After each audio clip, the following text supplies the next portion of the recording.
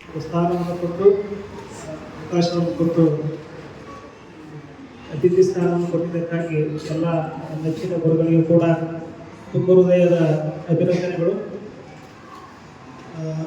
ವೇದಿಕೆಯನ್ನೆಲ್ಲ ಅಲಂಕರಿಸಿರತಕ್ಕಂಥ ಎಲ್ಲ ಒಂದು ವಿದ್ಯಾರ್ಥಿಗಳೇ ಮತ್ತು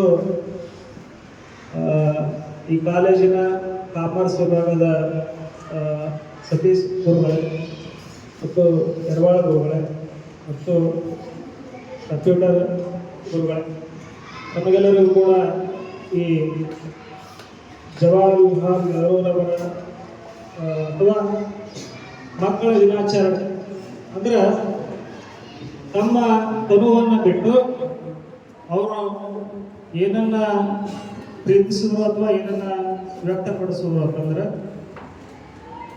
ಮಕ್ಕಳಲ್ಲಿ ಏನಿರೋದಿಲ್ಲಪ್ಪ ಅಂತಂದ್ರೆ ಯಾವುದೇ ಒಂದು ದುರುದ್ದೇಶ ಇರೋದಿಲ್ಲ, ಕಲ್ಮಶ ಇರೋದಿಲ್ಲ ಮತ್ತು ಈ ರಾಷ್ಟ್ರವನ್ನು ಕಟ್ಟುವಂತಹ ಒಂದು ಶಕ್ತಿ ಅಥವಾ ಒಂದು ದೂರದೃಷ್ಟಿಯ ಮನೋಭಾವನೆ ಅಥವಾ ಫೌಂಡೇಶನ್ ಅಂತ ಏನು ಕರಿತೇವಲ್ಲ, ಅದು ನಾವು ಯಾರಲ್ಲಿ ನೋಡ್ತೀವಪ್ಪ ಅಂತಂದ್ರೆ ಮಕ್ಕಳಲ್ಲಿ ನೋಡ್ತೀವಿ ಮತ್ತು ವಿಶೇಷವಾಗಿ ಶಿಕ್ಷಣ ಸಂಸ್ಥೆಗಳಲ್ಲಿ ನೋಡ್ತೀವಿ. ಶಿಕ್ಷಣದ ಮೂಲಕನೇ ಸಮಾಜ ನಿರ್ಮಾಣಗೊಳ್ಳೋದು, ಅದರಿಂದಲೇ ದೇಶ ಅಭಿವೃದ್ಧಿ ಆಗೋದು.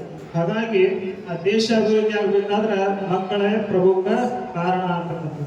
ಹಾಗಾಗಿ ಮಕ್ಕಳನ್ನ ದೇವರಿಗೆ ಹೋಲಿಸಿ ನನ್ನ ದಿನಾಚರಣೆ ಬಹಳ ಮಹತ್ವದ್ದಲ್ಲ, ನನ್ನ ಆಚರಣೆ ಮಾಡಬೇಕು ಅಂತ ನಿಮ್ಮ ಅಭಿಪ್ರಾಯ ಅಥವಾ ಆಸೆ ಇದ್ರೆ ಅದನ್ನು ಮಕ್ಕಳಲ್ಲಿ ನೋಡ್ರಿ, ಮಕ್ಕಳ ದಿನವನ್ನ ಆಚರಣೆ ಮಾಡ್ರಿ, ಅಂದಾಗ ನನಗೆ ಸಂತೋಷ ಅನಿಸ್ತದೆ ಅಂತೇಳಿ ಅವರು ಹೇಳಿದ್ರು. ಹಾಗಾಗಿ ಅವರ ದಿನವನ್ನ ನವೆಂಬರ್ 14ನೇ ತಾರೀಕಿನ ದಿನವನ್ನ ಈ ಮಕ್ಕಳ ದಿನಾಚರಣೆ ಅಂತೇಳಿ ಆಚರಣೆ ಮಾಡಿ.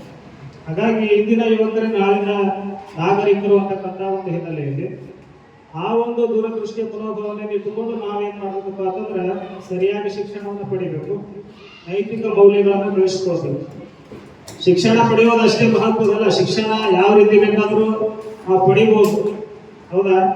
ನಮ್ಮ ಬದುಕು ಹೆಂಗಾಗ್ಲಿಕ್ಕಪ್ಪ ಅಂತಂದ್ರೆ ಒಂದು ರೀತಿ ಯಾಂತ್ರಿಕ ಬದುಕು ಆಗ್ಲಿಕ್ಕ, ಯಾವುದೇ ನಮಗ ಏನಿಲ್ಲಪ್ಪ ಅಂತಂದ್ರೆ ನೈತಿಕತೆ ಇಲ್ಲ, ಮೌಲ್ಯ ಇಲ್ಲ, ಸಂಸ್ಕಾರ ಇಲ್ಲ, ಗುರು ಹಿರಿಯರು ಅಂತಕ್ಕಂಥ ಗೌರವ ಇಲ್ಲ, ಶಿಕ್ಷಕರು ಅಂತಕ್ಕಂಥ ಗೌರವ ಇಲ್ಲ.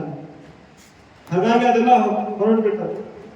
ಹೌದಾ? ಕಾಲ ಗತಿಸಿದಂತೆ ಏನಾಗಲಿಕ್ಕೆ ಶಿಕ್ಷಣ ಅನ್ನೋದು ಒಂದು ಏನಾಗಿರ್ಬೇಕಪ್ಪ ಅಂತಂದ್ರೆ ಒಂದು ಏನೋ ಒಂದು ಯಂತ್ರ ಅಂತಕ್ಕಂಥ ಉದ್ಯೋಗಕ್ಕಾಗಿ ಹೊಟ್ಟೆಪಾಡಿಗಾಗಿ ಅಥವಾ ಏನೋ ಒಂದು ಕೆಲಸ ಸಿಕ್ಕರೆ ಸಾಕು ಅಂತಕ್ಕಂಥ ಉದ್ದೇಶಕ್ಕಾಗಿ ಶಿಕ್ಷಣ ಪಡೆಯೋದಾದ್ರೆ ನಾನು ಸಮಾಜದಲ್ಲಿ ಏನಾದರೂ ಸಾಧನೆ ಮಾಡಬೇಕು, ನನ್ನಿಂದ ಸಮಾಜ ಬದಲಾವಣೆ ಆಗಬೇಕು ಅಥವಾ ರಾಷ್ಟ್ರ ಬದಲಾವಣೆ ಆಗಬೇಕು ಅಂತಕ್ಕಂಥ ಆಸೆಯಿಂದ ಶಿಕ್ಷಣ ಪಡೆಯೋದು ಬೇರೆ.